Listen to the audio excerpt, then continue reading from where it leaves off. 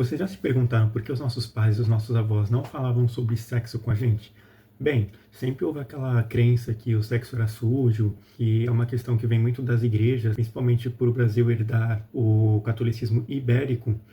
As pessoas têm aquela ideia na cabeça dela que o sexo é pecado, que é só depois do casamento, que não deve ser falado isso com as crianças, com seus filhos. Por isso que os nossos pais, os nossos avós nunca abordaram esse tema com a gente. Vergonha também pode ser um dos motivos que eles não falavam isso com a gente. E vergonha dos próprios filhos também, né? Que não chegavam no pai para poder conversar sobre isso. E muito dessa vergonha vem justamente desse silêncio da família. E muitas vezes a questão é religiosa de fato. Porque a igreja antigamente falava o quê? Se tu fala de sexo, tu tá pecando. Se tu fala de sexo, é porque tu tá com vontade de fazer, é só dentro do casamento, tu não pode sentir prazer, é só o sexo é só para reprodução, né? Tem aquela ideia que, tipo, as pessoas não podem fazer sexo por prazer, apenas para reprodução. Por isso que muitos pais, mães, principalmente, eles não sabem falar sobre, porque a religião muitas vezes podava, e muitos pais, por trabalhar o dia todo na rua, não tinha tempo para conversar com seus filhos, aí mistura essa ideia religiosa impregnada na cabeça das pessoas com a falta de tempo. Muitos deles nem entendiam sobre sexo, como funcionava, quais são os pontos principais, como que engravida, enfim, muitas pessoas mais velhas acabou tendo os primeiros filhos deles sem nem saber direito como é que funcionava a questão sexual, como é que simplesmente foi lá e aconteceu, né? Como muitos dizem, né? Muitos antigos dizem que a vida ensina, e foi através desse jeito que muita gente nasceu lá no passado, né? Que os mais velhos eles não tinham instrução, acabavam tendo vários filhos porque não tinha educação sexual, não entendia o que era, não existia, né, métodos contraceptivos.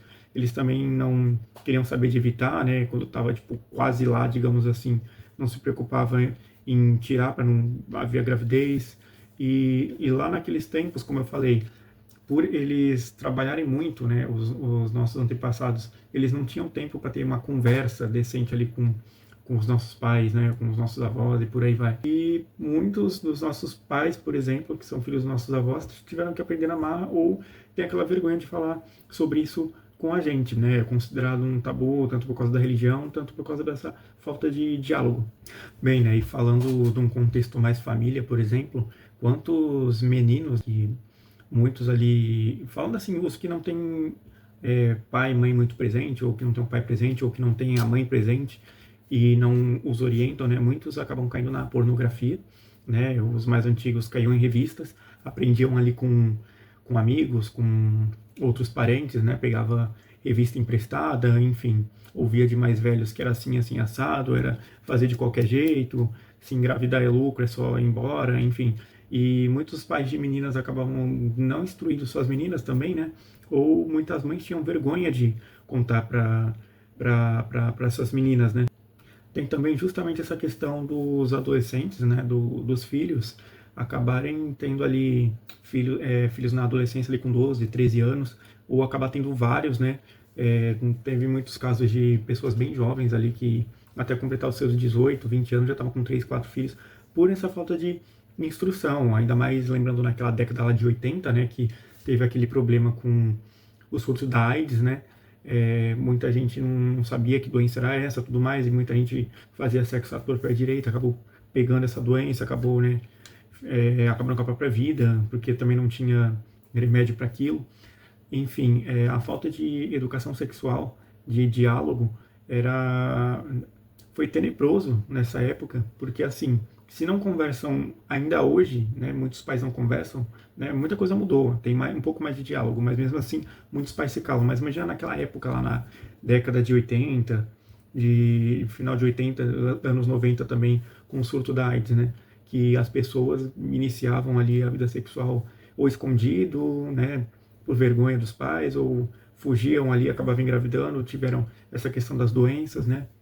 E um dos discursos religiosos, inclusive, por exemplo, da Igreja Católica principalmente, né, é, principalmente antigamente, botando ênfase, é dizer que o sexo é pecado, igual eu falei no início, masturbação é pecado, regiões erógenas é pecado, descobrir o prazer é pecado, né? É uma coisa que a igreja reforçou muito, o sexo é só para procriar e acabou, entendeu?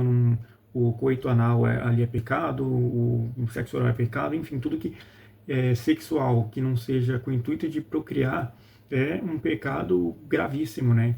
Imagina naquela época mais antiga, na Idade Média, né?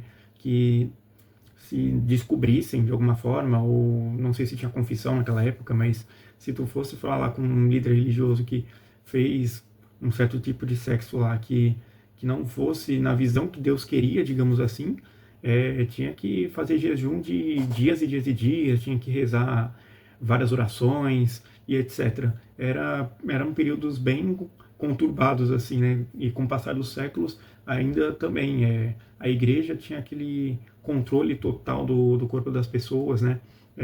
Ainda mais porque a igreja era ligada com o poder político, né? Em séculos passados, aí era pior ainda, né?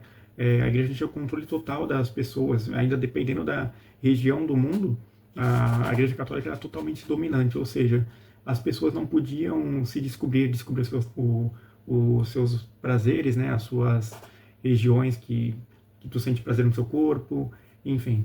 Existe, inclusive, muitos relatos eu lembro que eu vi uma entrevista de mulheres na rua que, assim, cara, elas falam que a maioria foi um desastre. Eles não sabem fazer, não sabem onde é um ponto G, etc e tal. E muitos caras, né, que foram entrevistados, que os caras foram entrevistados depois.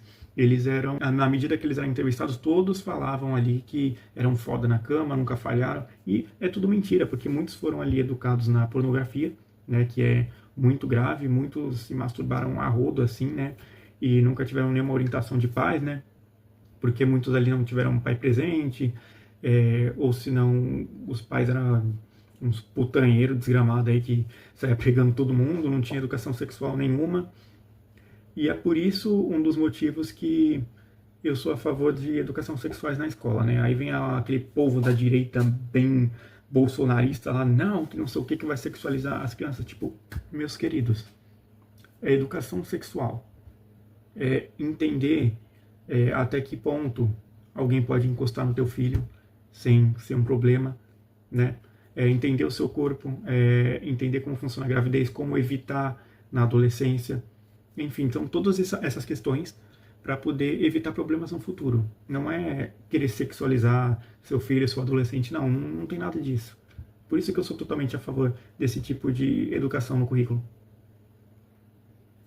Enfim, se tu tem o seu filho pequeno ali, adolescente, conversa com ele, tenta quebrar esse medo, fala para ele sobre prazer, como que uma mulher engravida, de onde que veio os bebês, fale na hora certa, procure aquele momento certo para tu falar para o seu filho, para sua filha, como que funcionam as coisas, mas não se cale, porque mais cedo ou mais tarde vai vir a curiosidade, o pior pode acontecer.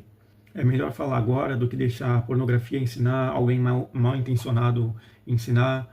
E é importante que o governo, né, o Estado, as famílias, a escola se unam para poder discutir esse tema, né, fazer palestras, enfim, para poder clarear a cabeça tanto dos pais, tanto dos adolescentes principalmente que chegam naquela idade de dúvida, naquela fase de dúvidas, de questionamento, de mudanças do corpo, de curiosidade com o outro. É fundamental que os pais estejam sempre ali ao lado dos filhos dele, no período da adolescência principalmente, que é a transição da infância para a idade adulta, para que o pior não aconteça, para que não aconteça gravidez, não aconteça doenças, enfim, várias dessas outras coisas.